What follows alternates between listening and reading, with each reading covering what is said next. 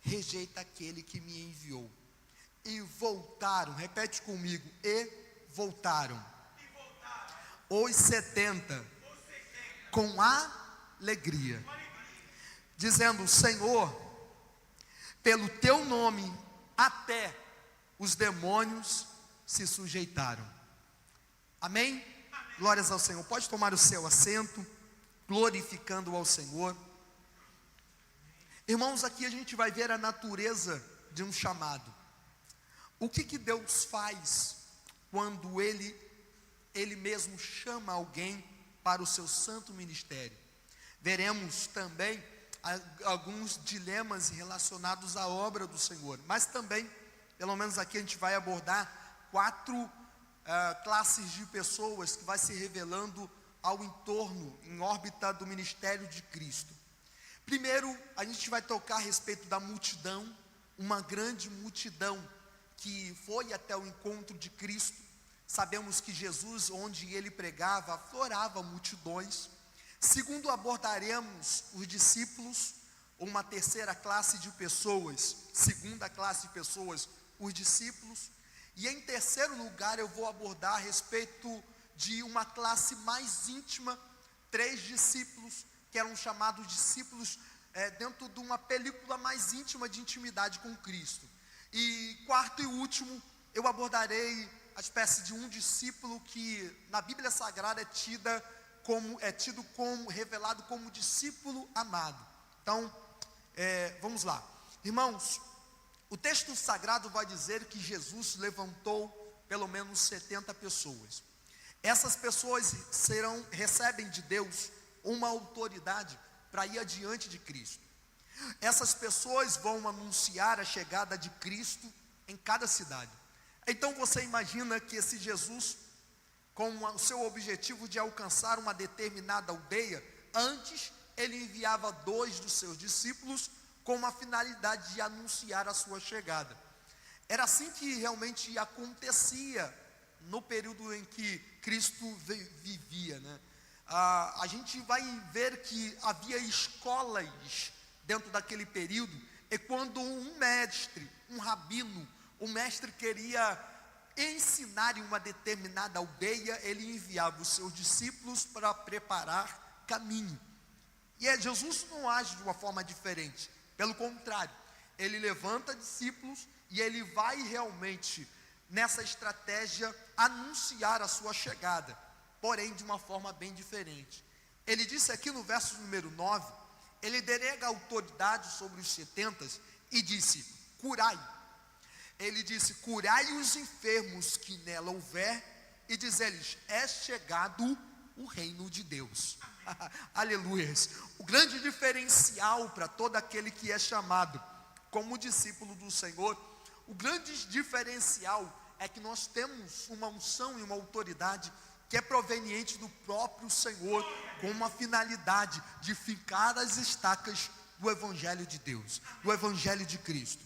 O que é, irmãos, chamado? A gente vai ver aqui que há um grupo aqui que está sendo chamado com a finalidade de anunciar a vinda de Cristo. O que é, irmãos, a natureza do nosso chamado? Eu quero justamente apontar e conversar com os irmãos a respeito. Chamado, para todo chamado, existem algumas condições. Para que alguém seja chamado, a gente precisa entender que existem condições. Você não chama ninguém para dentro da sua casa sem que antes ele preencha determinados requisitos, e principalmente porque você zela para com a sua família, com a finalidade de que a sua família esteja em segurança. Portanto, Deus chama, mas ele tem algumas considerações que a gente vai abordar aqui. O resultado de um chamado, irmãos, o resultado de um chamado é proveniente de um projeto de Deus. Se Deus está te chamando, significa que Ele projetou algo e Ele quer realizar na sua vida. Você precisa entender isso. Você que é chamado, levanta as suas mãos. Toda a igreja é chamada por Deus, e todo chamado de Deus nasce apenas nele. Aleluias. O teu chamado não nasceu em você, não nasceu no seu coração. O chamado de Deus na sua vida nasceu no coração de Deus. O cumprimento do chamado será decorrente de um empenho que vai envolver você. Você vai empregar força, energia e total devoção a Deus para que tal chamado se realize, para que tal chamado ocorra. A gente vai ver na segunda carta a Timóteo, capítulo 4, quando o autor sagrado, Paulo, ele despedindo da sua congregação, da sua igreja, ele fala que cumpriu o chamado, ele mesmo guardou a carreira, ele não encerrou a fé, ele guardou a fé, encerrou a carreira. Já agora me resta uma coroa eterna preparada. Então perceba que para Paulo ele estava concluindo o seu chamado. E eu quero apelar para você, para que você possa entender: você tem um chamado de Deus para a sua vida. Você precisa entender que Deus não te chamou para viver uma vida aleatória. Deus não te chamou para andar de forma comum. Deus quer revelar e ter um plano específico para com a sua vida. E você precisa entender isso. Você precisa entender a natureza do seu chamado, a natureza daquilo que Deus tem determinado para a sua vida. A natureza do nosso chamado não está em apenas cumprir um propósito isolado, mas ele se baseia, irmãos, numa profunda convicção decorrente de muito relacionamento com Deus. Nós temos relacionamento com Deus, e para que se cumpra o nosso chamado, só pode ocorrer realmente, cabalmente, o cumprimento desse chamado se relacionando com aquele que chamou, aleluias, estando mais perto daquele que te chamou. Ele te chamou para a grande obra, ele começou a grande obra na sua vida, ele garante que ele vai te aperfeiçoar, te dar todos os recursos até que ele venha, aleluias. Ele está te dando dons espirituais, ferramentas para que você possa cumprir o teu chamado, aleluias. Jesus, ele chama pelo menos 70 e dá autoridade.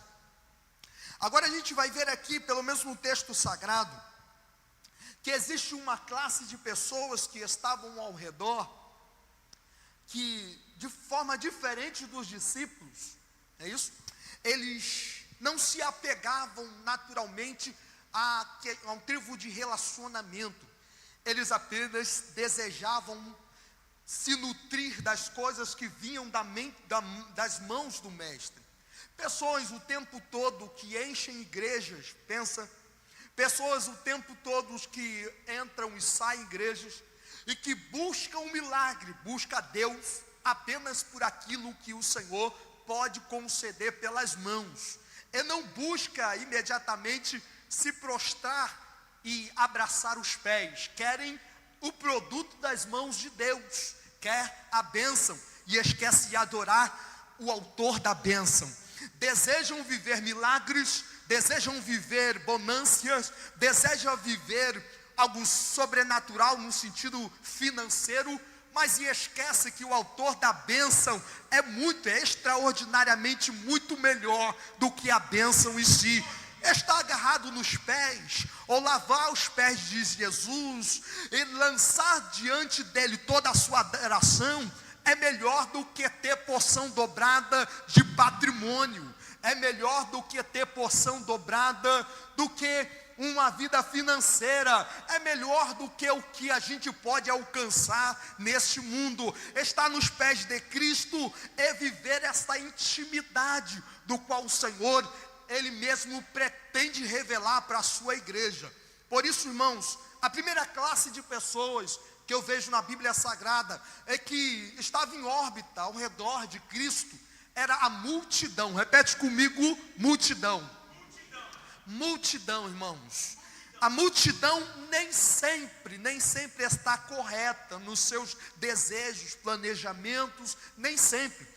Veremos o seguinte, que a multidão o tempo todo estava com Cristo e desejava coisas que Cristo podia proporcionar. A multidão, essa classe, por muitas vezes, tenta levantar Cristo a rei, sem que antes Cristo governe as suas vidas. A multidão tenta arrebatar Cristo, fazendo com que esse Cristo seja aclamado, porque o que eles procuram não é um Cristo que vai modificar suas vidas. O que eles procuravam era um Cristo que poderia livrá-los da opressão dos romanos. A multidão estava buscando a Deus, desejando a Cristo, desejando o Senhor, apenas para atender uma demanda que eles possuíam, a saber, a opressão dos romanos. O tempo todo eles desejavam que a profecia a respeito da vinda do Messias viesse se cumprir de uma forma que o Messias ia imperar e governar assim como o pai Davi governou. O tempo todo eles buscavam um Mashiach, um Messias, que viesse atender isso, de maneira que subjugaria todos os inimigos aos seus pés. Mas, irmãos, naquele momento, não era o momento de Jesus subjugar as nações de forma física. Ali, ele quer subjugar o mundo espiritual aos seus pés. Ele veio para colocar a vitupério todo principado e potestade que milita contra o seu povo, aquele que acusa o povo a respeito do pecado, aquele que acreditava ter domínio sobre a criação de Deus. Ele veio para destruir as obras de Satanás. O objetivo inicial de Cristo, ao se encarnar, era com a finalidade de implantar o reino dos céus. Essa era a vontade dele. E ele mesmo na sua pregação introdutória, ele diz: arrependei-vos, porque é chegado a vós o reino dos céus. O Senhor veio, e ele não veio para prometer o melhor desta terra. O Senhor veio, e ele não veio para prometer para você casa própria, ou uma chave de ouro, ou um carro do ano. Não, o Senhor veio para prometer que se você confiar nele, você vai ter acesso ao trono de Deus, você vai ter o nome escrito no livro da vida. Ele abrirá a porta, e a porta não vai se fechar diante de ti. O Senhor promete sobre a sua vida que seus pecados não terá mais domínio, Satanás não mais dominará sobre a sua vida, porque você passou da condenação, da morte eterna para a vida eterna em Cristo Jesus. O Senhor te transferiu das trevas para o reino precioso do Filho do seu amor. Aleluia. É isso que ele promete para a sua igreja: vida eterna e vida prazerosa, algo que de fato vai atender a demanda que nós temos em nossa alma, irmãos. Aleluia. A multidão deseja um homem que de fato atenda a todos os seus requisitos. João capítulo 6, verso 11, vai dizer assim: Jesus tomou os pães e, havendo dado graças numa multiplicação de pães, repartiu pelos seus discípulos, os seus discípulos pelos que estavam assentados, e igualmente também os peixes, quando eles queriam. E, quando estavam saciados, disse aos seus discípulos: recolhei os pedaços que sobejaram, para que nada se perca. Recolheram-nos, pois, e chegaram 12 cestos de pedaços de 5 pães de cevada, que sobejaram aos que haviam comido. Vendo, pois, aqueles homens o milagre que Jesus tinha feito, diziam: este é verdadeiramente o profeta que havia de vir ao mundo. Sabendo, pois, Jesus que havia de vir arrebatá-lo para o fazer rei, tornou a retirar-se ele só para o monte. Então, a gente enxerga que quando a multidão vê milagre, essa multidão deseja aclamar, venerar. Quando a multidão vê o milagre que Cristo fez a respeito da multiplicação e levantando cerca de 12 cestos, esta multidão ficou admirada a respeito da multiplicação dos pães. E a gente enxerga aqui que essa multidão quer se levantar Jesus e fazer Jesus rei, de maneira que eles esperavam ser Jesus, o profeta que viria com força bélica, com força que livraria-os das mãos dos romanos. A multidão ficou tão admirada a respeito da multiplicação, e veja lá no verso número 22, capítulo 6, verso 22, olha isso. Jesus, porém, ele vai exortar. A multidão busca o tempo todo Jesus. No dia seguinte, a multidão que estava do outro lado do mar, vendo que não havia ali mais do que um barquinho, e que Jesus não entrara com os seus discípulos naquele barquinho, mas que os seus discípulos tinham ido sós. Contudo, outros barquinhos tinham chegado a Tiberíades, perto do lugar onde comeram o pão, havendo o Senhor dado graças. Vendo, pois, a multidão que Jesus não estava ali, nem os seus discípulos, entraram eles também nos barquinhos e foram a Cafarnaum em busca de Jesus. E chegando ao outro lado do mar, disseram-lhe: Rabi, quando chegastes aqui? Jesus respondeu e disse-lhes: na verdade vos digo, que me buscais não pelos sinais que vistes, mas porque comestes do pão e vos saciastes. Trabalhai não pela comida que perece, mas pela comida que permanece para a vida eterna, a qual o Filho do Homem vos dará, porque a este o Pai, o Deus, o selou. Então, a gente enxerga aqui, enxergamos que Jesus começa a exortar aquela multidão que busca Ele apenas por aquilo que Ele pode fazer. Irmãos, essa é uma mensagem um tanto quanto contemporânea, porque estamos vivendo uma situação de inchaço dentro da igreja. Entramos e saímos em muitas congregações, e a gente começa a se deparar com um monte de pessoas que estão ali buscando os milagres, buscando o que Deus pode fazer financeiramente, buscando o que Deus pode fazer pelo casamento, mas esquecem de se arrepender dos seus pecados, esquecem de buscar se inclinar as suas almas em arrependimento e buscar conhecimento de quem verdadeiramente eles estão recorrendo. Aleluias! O Senhor deseja adoração, e adoração sem conhecimento não existe. Não há como adorar Deus sem conhecimento. Não há como adorar a Deus de fato sem entender quem Ele é. Ele deve ser Quírios, Ele deve ser Senhor da sua vida. Ele não deve ser apenas aquele que vai manter a sua casa, suprir as suas necessidades, mas Ele tem que ser Senhor da tua alma. Ele tem que ser Senhor da tua psique, de maneira que até nos pensamentos Ele deve dominar, até mesmo suas emoções Ele deve dominar.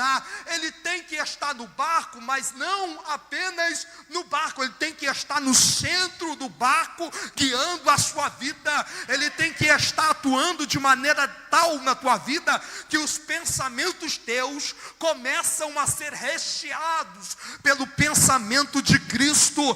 Cristo começa a reger a tua vida, dominar a tua vida. Ele passa a ser aquele que vai gerir o barco, de maneira que ele estando dentro do barco, irmãos, o barco que é a tua vida não vai naufragar. Aleluias!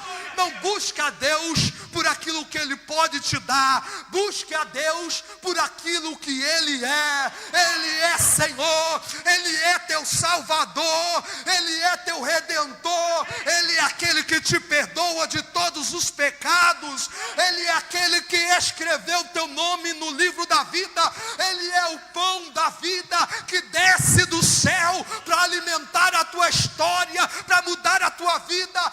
Ele é teu Salvador, aleluias. Busque a Ele por aquilo que Ele é. Ele é Senhor da tua vida.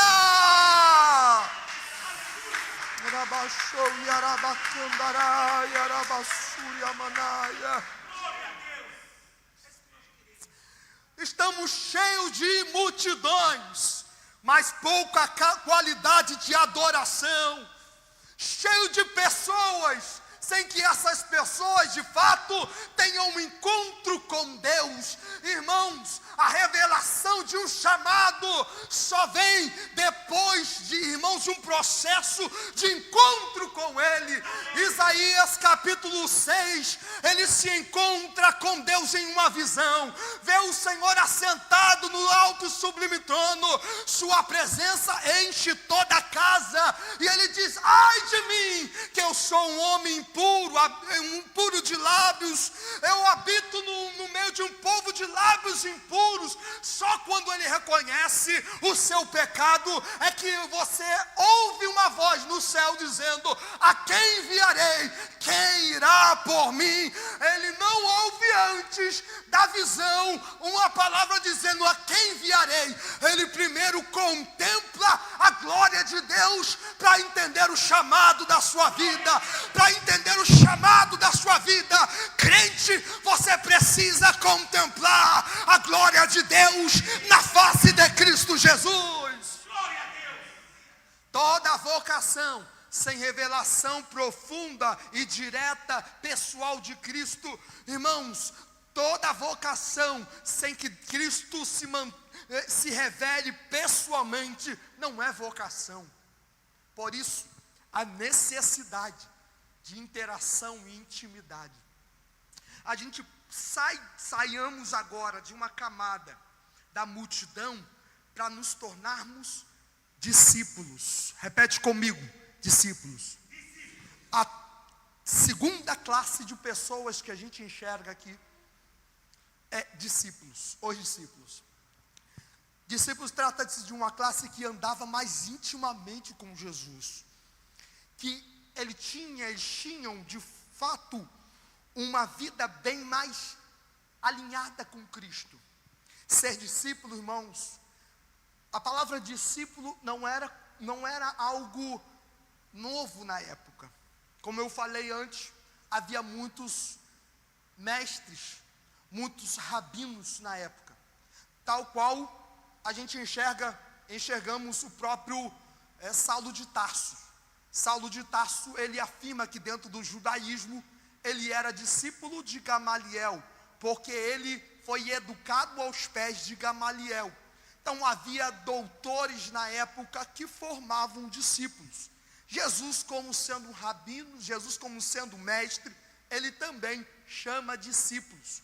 E com o intuito de que a sua obra cresça, e com o intuito de que a sua obra alcance os confins da terra. Jesus era um mestre, um rabi. Na época de Jesus, de fato, havia muitas escolas, pessoas que iam até as escolas para aprender a lei de Moisés.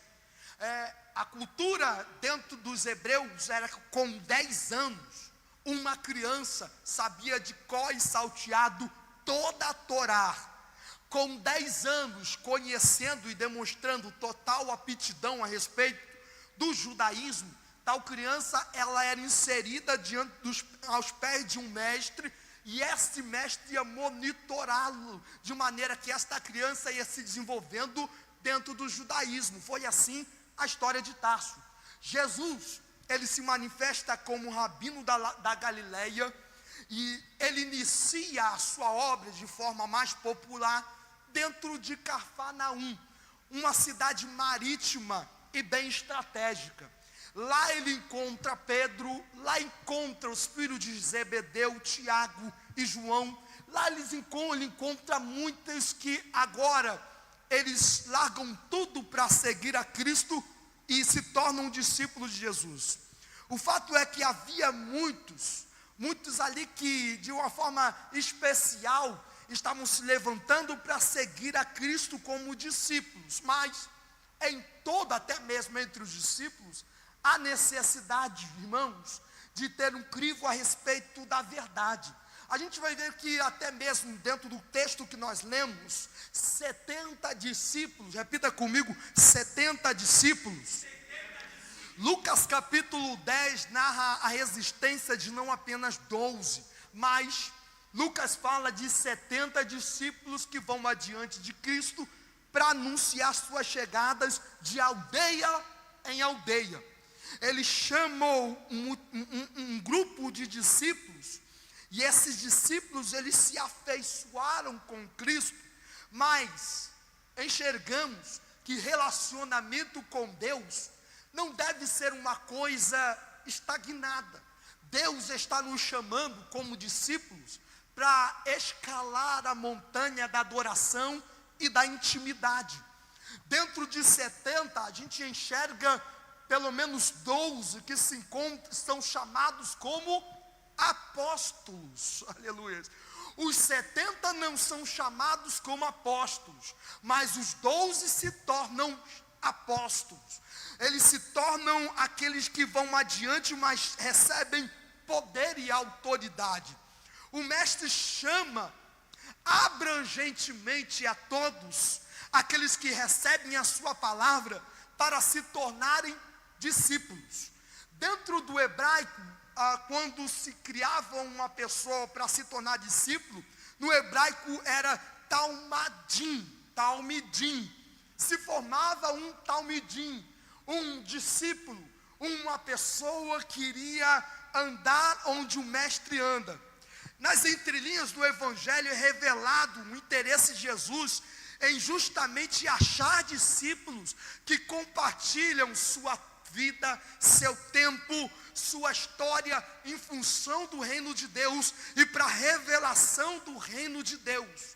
Por isso a necessidade de que todo discípulo deve abandonar pai, filho, abandonar tudo com a finalidade de se tornar discípulo. Parece ser uma coisa bem extrema, mas o seguinte, Jesus chama todo discípulo, e a qualidade de se tornar discípulo é o total despreendimento a respeito da sua própria família. A gente, como é que vai entender isso, irmão? Foge da nossa cultura, choca-nos por conta da cultura. Como é que eu vou deixar minha família? Como é que eu vou deixar meus irmãos, meu pai, minha mãe? Jesus está dizendo, para se tornar meu discípulo, vocês vão ter que me amar muito mais que eles. Eu terei que estar numa escala muito mais superior àquelas que eles estão inseridos. A declaração, vamos voltar ao texto, Lucas capítulo 10, verso 2. A declaração de Jesus no texto, Lucas 10, 2, é assim. Verso número 1 diz: e depois disso, designou o Senhor ainda outros 70, e mandando-lhes adiante da sua face, de dois em dois, a todas as cidades e lugares onde haviam de ir. Verso 2, disse-lhes: grande é em verdade a seara, mas os obreiros são poucos. Rogai, pois, ao Senhor da seara, que envie obreiros para a sua seara. Irmãos, aqui a gente vai enxergar um pouquinho a respeito da necessidade da obra. Jesus está vendo a seara branca e a ponto da colheita, mas tem pouca mão de obra. Ele poderia, crescendo aonde? Em Nazaré, com tantas amizades. No Lucas capítulo de número 4 vai dizer que ele recebeu a oportunidade de abrir os escritos. Não era para qualquer um isso. Significa que ele era bem conhecido dentro da sua terra, Nazaré. Ele tinha bastante conhecimento, mas ele não chama esses homens conhecidos desde a sua infância. Ele chama pessoas inaptas para torná-las aptas. Ele chama pessoas incapazes para tornar essas pessoas cheias de poder e autoridade. Ele chama pessoas. Jesus cresceu com multidões de religiosos, de pessoas que estavam orbitando ao redor dele e que conhecia toda a Torá. E de repente, a gente enxerga que lá em Cafarnaum, ele chama Pedro. Quem era Pedro? Pedro era uma pessoa tida como iletrada, como incapaz de falar publicamente. Enxergamos isso até mesmo em Atos capítulo de número 4, quando o próprio Sinédrio diz: quem são esses? Com que autoridade Quem vos ensinou toda essa sabedoria? Mal sabia eles que a sabedoria que vem dos discípulos é proveniente do Espírito Santo. Jesus cumpre aquela palavra dizendo que a unção dos santos revelará todas as coisas. Pessoas que estão incapazes, pessoas que são fracas, pessoas que são praticamente envergonhadas diante de mestres, eles são colocadas no meio de doutores para defender o reino dos céus, aleluias. Essas mesmas pessoas pecadoras se tornam apóstolos do reino com autoridade e poder, aleluias. Aí, irmãos, Jesus levanta 12 e ele fala: olha, são poucos os que vão contribuindo como obreiros. A seara é muito grande. Rogai ao dono da seara que envie cooperadores, que envie pessoas para ajudar. Ele mostra aqui uma necessidade. E, irmãos, quando há necessidade, logicamente usamos aquilo que temos em mãos. Jesus tinha conhecimento bastante de pessoas que poderia agregar em seu ministério, e pessoas que eram bem gabaritadas, como em João capítulo de número 3, no começo o mestre da lei, da Torá, um mestre da lei chamado Nicodemos, foi ter de noite com Jesus para falar a respeito das maravilhas e da grandeza do reino de Deus. Aquele mestre diz: mestre, ninguém pode fazer essas coisas se não for proveniente de Deus. E o que Jesus fala para Nicodemos? Nicodemos, eu estou falando verdades que você não pode compreender carnalmente. Quem é nascido da carne é carne, quem é nascido do Espírito é Espírito. Quem é nascido do Espírito, Deus sopra, o vento sopra, não se sabe de onde vem, nem para onde vai. Assim é todo aquele que é nascido de Deus. Deus não poderia ter usado Nicodemos para alcançar multidões? Sim, poderia, mas Ele quer usar pessoas pequenas, Ele quer usar pessoas fracas, Ele quer usar pessoas incapazes para mostrar a grandeza, para mostrar que Ele é Deus. É Ele aquele que deu a boca ao homem, e quando o homem abre a boca, Ele faz. Ele abre e ninguém fecha, Ele fecha e ninguém abre. Ele quer revelar que Ele é aquele Jesus que foi visto por João lá na ilha de Pátimo. Ele tem o livro nas mãos, selado, mas Ele tem o poder de abrir. Ele abre e desata os 7 selos, porque Ele tem autoridade e poder, aleluia. Jesus te chama como um novo Talmudim, um discípulo dele. E todo discípulo carece de entender o seu chamado. Todo discípulo. O fato é que desde o início, Jesus deixou claro que Ele iniciou algo totalmente novo. Ele não poderia se assemelhar aos demais mestres da época, porque Ele era um mestre diferente. A sua doutrina não é deste mundo, a sua doutrina recebeu do Pai. E as pessoas indagam a respeito de onde veio essa autoridade. Que palavra é essa? As multidões iam até ele porque ele pregava com uma autoridade e não em conformidade com a homilia dos fariseus, dos saduceus, dos escribas. Ele tinha autoridade sobre o seu ministério. Lucas capítulo 5, verso 35, verso 33 vai dizer que era impossível, ele não podia misturar o judaísmo com o cristianismo. O que ele está fazendo é algo totalmente novo. 5:33 vai dizer assim: disseram-lhe então eles: por que jejuam muitas vezes os discípulos de João e fazem orações como também os fariseus, mas os teus comem e bebem? E ele disse: podes, pois, jejuar os convidados das bodas, enquanto o esposo está com eles. Dias virão, porém, em que o esposo lhe será tirado, e então naqueles dias jejuarão. Disse-lhe então uma parábola: ninguém tira um pedaço de uma veste nova para o coser em veste velha, pois que romperá a nova, e o remendo não condiz com a veste velha. E ninguém põe vinho novo em odres velhos, de outra sorte, o vinho novo romperá os odres e entornará o vinho, e os odres se estragarão.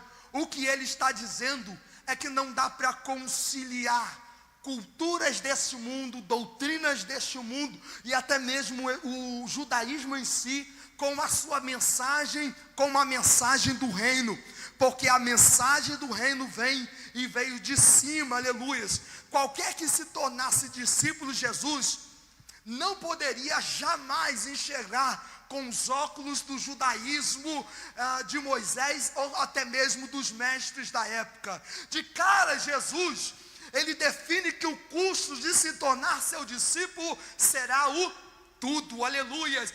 De cara ele fala que todo aquele que quer seguir e se tornar talmidim de Cristo, deverá segui-lo e abandonar tudo. Se alguém quer vir após mim, negue-se a si mesmo, tome cada dia, e eu gosto dessa palavra, tome cada dia. Normalmente tendemos a abreviar esse versículo, quando fala: se alguém quer vir após mim, tome a sua cruz e siga-me. A gente abrevia erroneamente, porque o autor está dizendo: se alguém quer vir após mim, negue a si mesmo, tome cada dia a sua cruz e siga-me.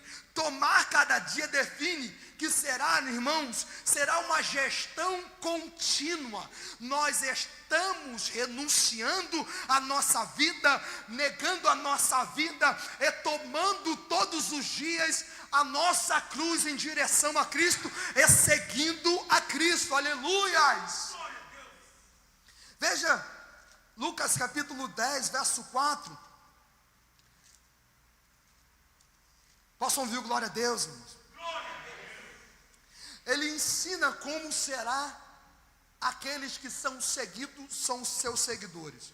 Verso número 4 diz assim: e não leveis bolsa, nem alforje, nem sandálias, e a ninguém saudeis pelo caminho, e em qualquer casa onde entrardes, dizei primeiro: paz seja nessa casa. E se ali houver algum filho de paz, repousará sobre ele a vossa paz, e se não, voltará para vós. O que ele está dizendo é que todo que é seguido de Cristo não tem reserva. Todo aquele que é seguidor de Cristo, ele não garante para si reserva. Todo aquele que serve a Cristo, ele fala: não deve levar bolsa, nem alforje, nem sandália, porque essas coisas o próprio dono da seara vai prover, o próprio dono vai conceder. Então, a necessidade do bom obreiro, a necessidade do discípulo, é Deus que vai atender, é o Senhor da seara que vai atender as necessidades. Diferente dos demais mestres, que davam ordem aos seus discípulos para poder guardar o pão para a viagem, Jesus fala: não guarda o pão, porque o Senhor vai prover no meio do caminho. Não leva mais uma sandália, essa sandália o redentor, o Senhor que tirou o povo hebreu do Egito, ele fará com que as suas sandálias sejam conservadas, ele fará com que as suas sandálias aleluia.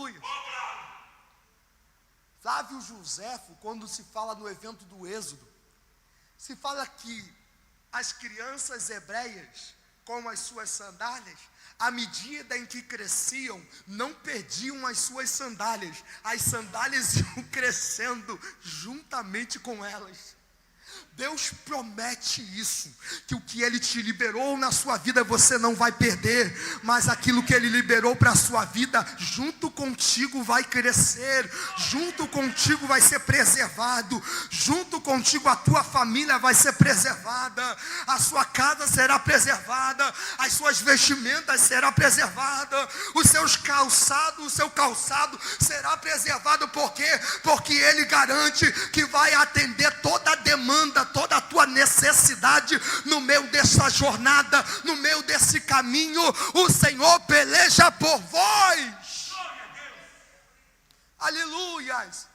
Ou seja, os discípulos deveriam aprender a confiar unicamente e totalmente em Deus. Aqui, irmãos, para todo discípulo não há lugar para autossuficiência.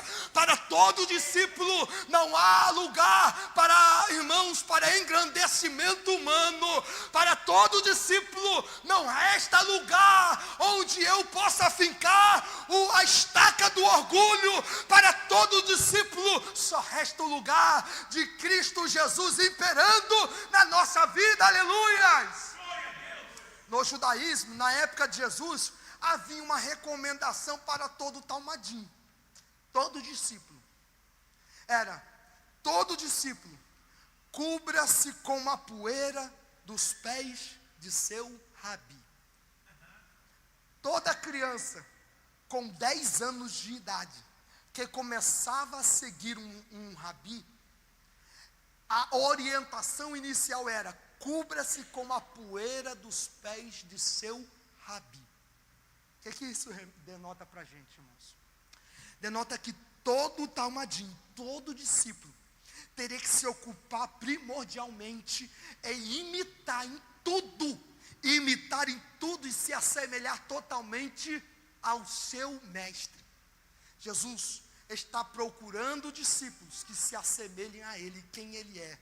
Ele é santo, irmãos.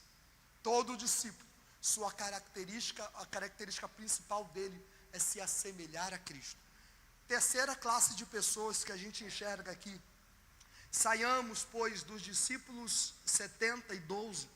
E agora a gente vai enxergar aqui que é revelado no meio dos discípulos 3 discípulos. Repita comigo: 3 discípulos. 3 discípulos. Há 3 discípulos aqui que vão vivenciar coisas profundas, dinâmicas com Cristo. O primeiro deles se chama Pedro. O segundo deles se chama Tiago. E o terceiro se chama João. Então repita comigo: Pedro, Tiago, João.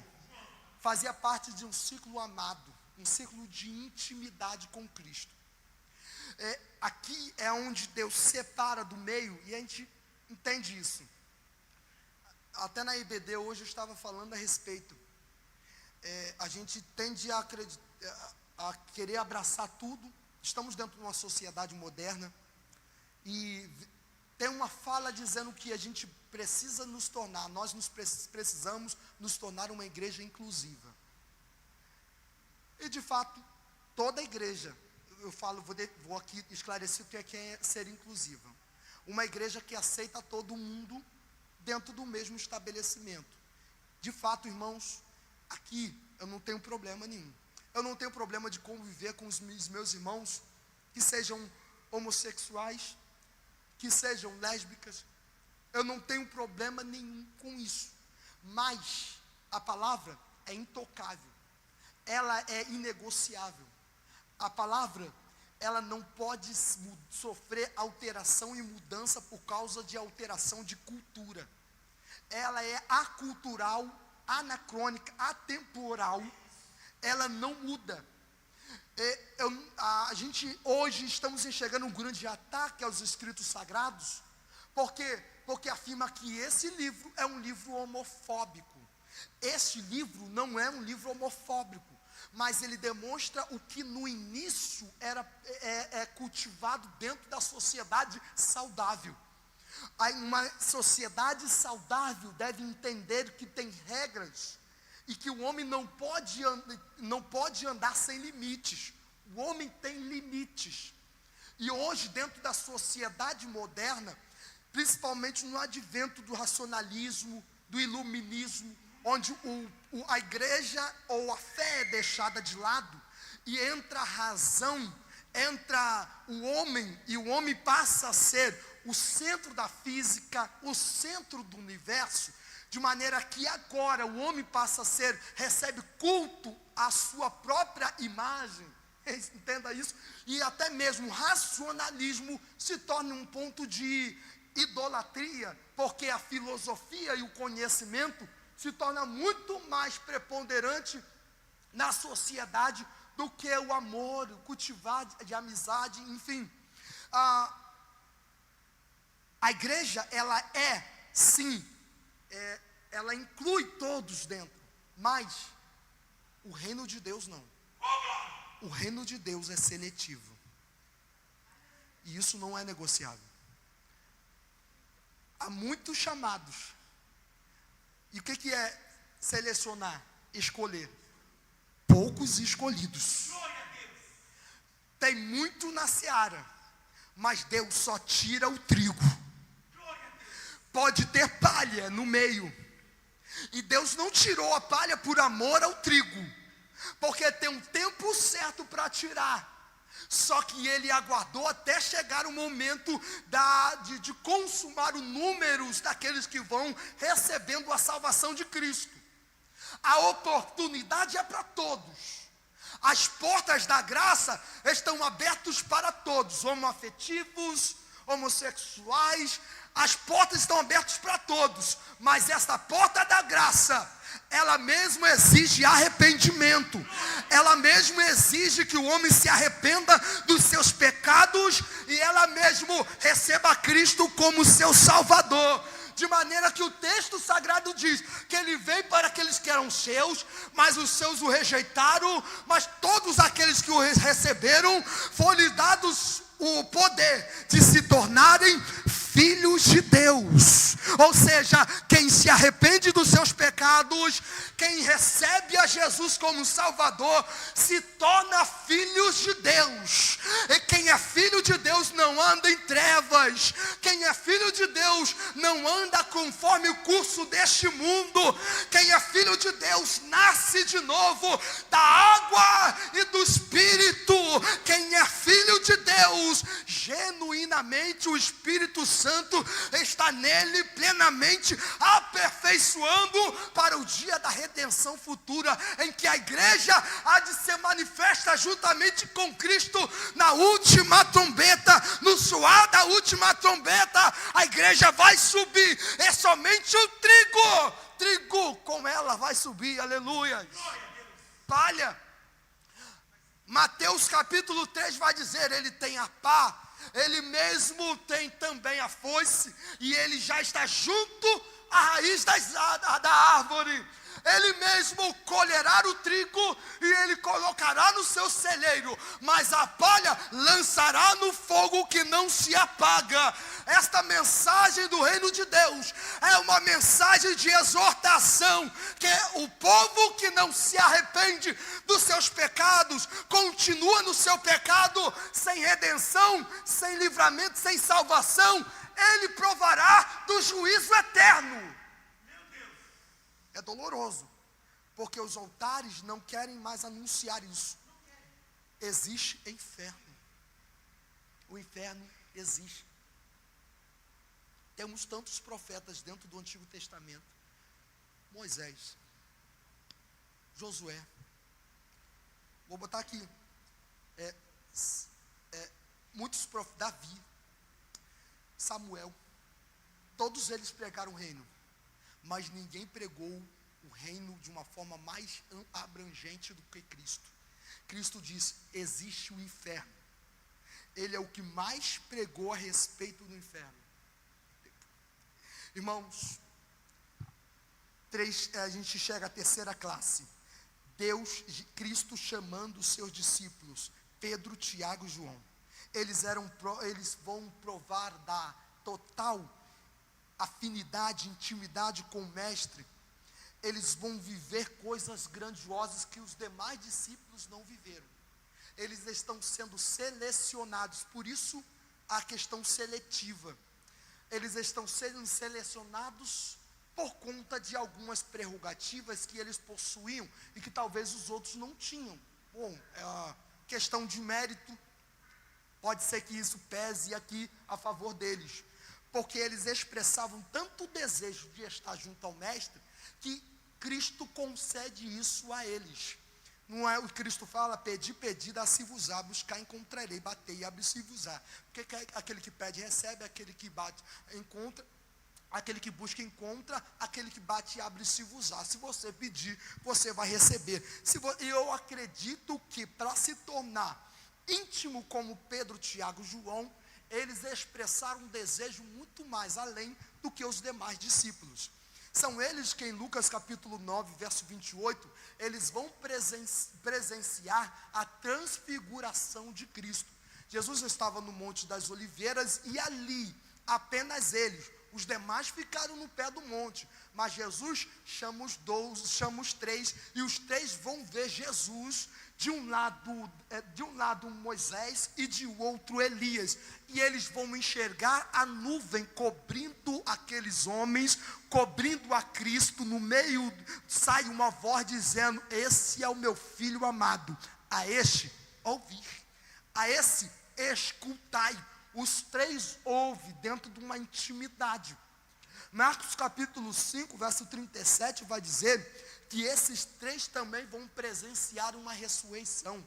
Lembra, o pastor Anselmo pregou aqui a respeito da filha de Jairo, e a ninguém foi dado o direito de ver a ressurreição, apenas esses 3.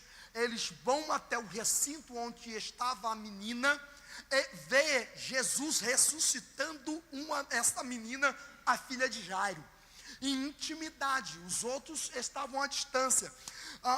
Marcos capítulo 14, verso 33, Jesus está no Getsemane. Lembra? Era a última semana, ele estava prestes a ir, era a paixão de Cristo, sua última semana, e ele pede aos seus discípulos para ficar mais à distância, e pega 3 deles, a saber, Pedro, Tiago e João, traz para junto de si, e ele diz: olha, orai por mim, porque eu estou realmente angustiado até a morte. E durante 3 vezes ele ora, vai e volta dizendo: Pai, se possível for, passa de mim esse cálice. Quando ele volta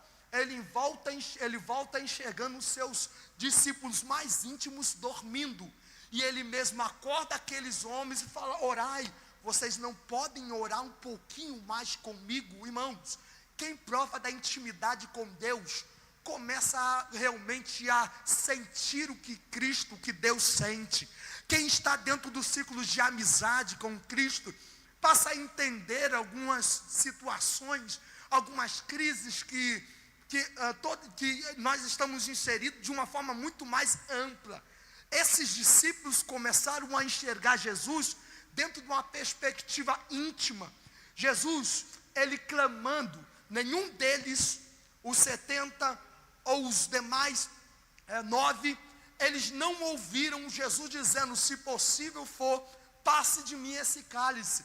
Na revelação da humanidade, do choro, da agonia que ele estava sentindo naquele momento, uma intimidade atrai de tal maneira a atenção aqui, para entender que Deus, ele quer revelar coisas mais íntimas contigo, irmãos.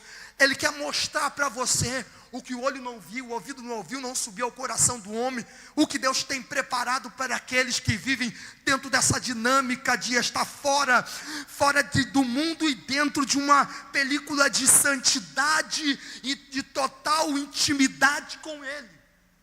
Não para por aí, porque dentro desses, a 4ª classe que eu quero apontar aqui, para a gente terminar: o discípulo do peito. Repete comigo: discípulo do peito. O discípulo do peito. Tem uma aqui que vai se destacar muito mais do que Tiago e Pedro. O nome dele se chama João. João é aquele que lá em João capítulo 1, verso 20, vai dizer assim: Jesus, ele está ali apontando diretamente quem é citando quem é o traidor. Pedro, ele mesmo faz uma citação, olha para Jesus, e o texto vai dizer, aquele do qual ele amava. Aquele do qual ele amava. Pedro aponta e diz, quem é? Peça ao mestre. Demonstra aqui que João tinha muito mais afinidade a respeito de coisas mais profundas com o mestre, do que o próprio Pedro. Pedro pede a João para perguntar quem é o traidor. O que o amado do peito faz? O que o mais amado faz? Ele encosta no peito de Cristo e diz, Senhor, quem é? Ó, irmãos, ele imediatamente recebe a revelação de quem o vai trair, quem vai trair. Ele fala, é aquele que eu der o bocado, o pão, isso? Imediatamente a Bíblia fala que o Espírito entrou em Judas Iscariote. Mas a gente enxerga aqui, de uma forma, uma didática aqui. Olha, veja, a gente tem uma multidão que é chamado para interação e seguir a Cristo. Ela age com interesse. Do meio dessa multidão é selecionado um grupo que chama discípulos. E esses discípulos são chamados para realmente se cobrir com as poeiras do seu mestre. Dentro desses discípulos, a gente vai enxergar que sai deles um grupo de 3. E esses 3, Pedro, Tiago e João, dentro desses 3, existe um mais íntimo ainda, que é esse que vai receber dentro da sua casa Maria, e vai cuidar dos irmãos de Jesus após a saída de Cristo, após a morte e ressurreição de Cristo. Quem vai cuidar de Maria é João. Então, enxergamos aqui, irmãos, que Jesus tem sim pessoas que são mais íntimas. Jesus tem sim pessoas que estão mais perto do coração dele.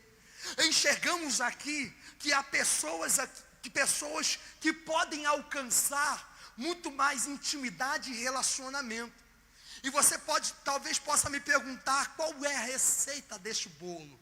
Qual é a receita para que eu possa alcançar essa total intimidade com Deus? Irmãos, o que me vem na mente, no meu espírito aqui, não vem nenhuma outra palavra senão despreendimento. Todo aquele que quer se tornar íntimo de Cristo, todo aquele que quer se tornar perfeitamente íntimo ao ponto de tocar no coração de Cristo, precisa se tornar uma pessoa desprendida deste mundo e desejar, anelar, gemer pela presença dele. E eu quero te perguntar nessa noite, quanto você tem gemido pela presença de Deus? Eu te pergunto nessa noite, quanto você tem desejado Deus? Irmãos, Cristo tem se tornado como que uma pedra salina dentro da sua boca, de maneira que você tem sede por ele, pelas águas vivas, as águas que fluem, levando-nos para toda a eternidade. Você tem esse desejo de entender quem é Deus, quem é Cristo, quem entender de uma forma mais íntima o projeto de Deus na sua vida, irmãos. Pedro não ia morrer sem que João não morreria sem antes ver Jesus glorificado. Irmãos, nenhum dos discípulos viram Cristo como João viu.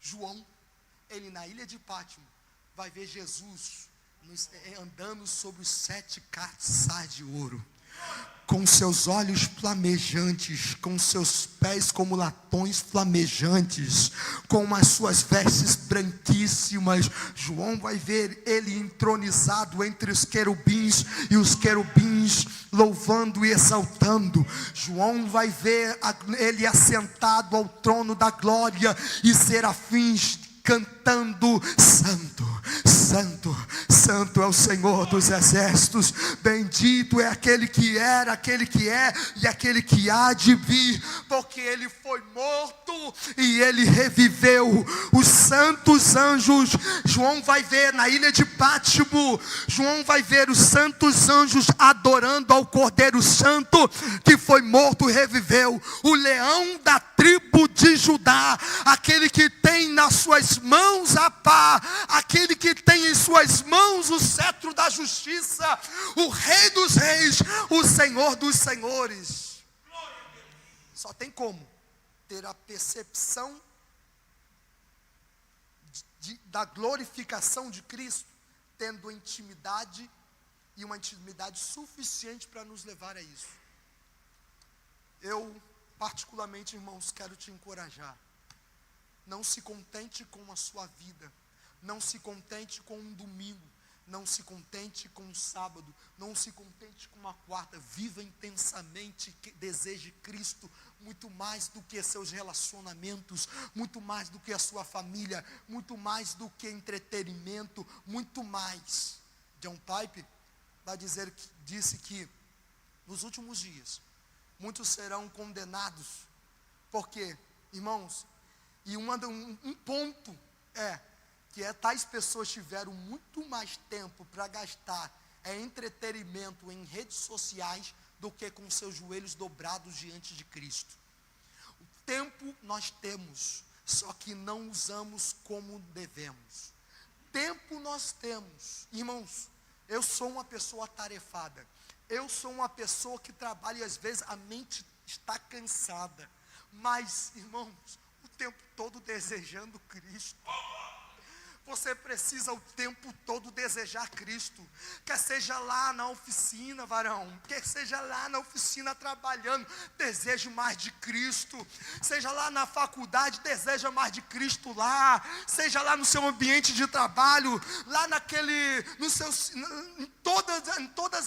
no meio da tua família, deseje mais de Cristo lá. Deseje se cobrir das poeiras dos pés do seu mestre, se assemelhando muito mais a Ele. Muito obrigado, Jesus, nessa noite.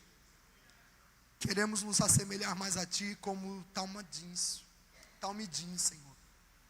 Como discípulos, Senhor.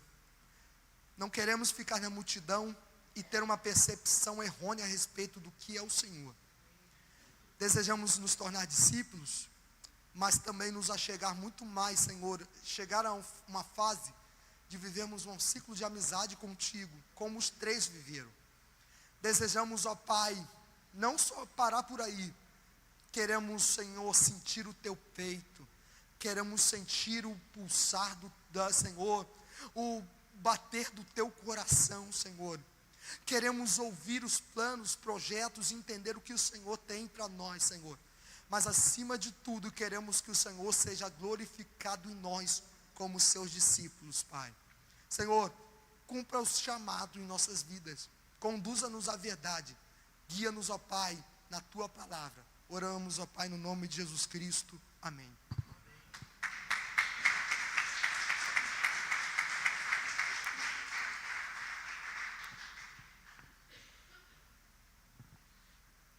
Irmãos, eu fico espantado as palavras que Deus tira, libera nesse altar. É coisa espantosa, tremenda. Como que nós somos alimentadíssimos nessa igreja. Como que Deus tem misericórdia de nós nessa igreja pela qualidade da palavra que Ele coloca na boca dos seus profetas.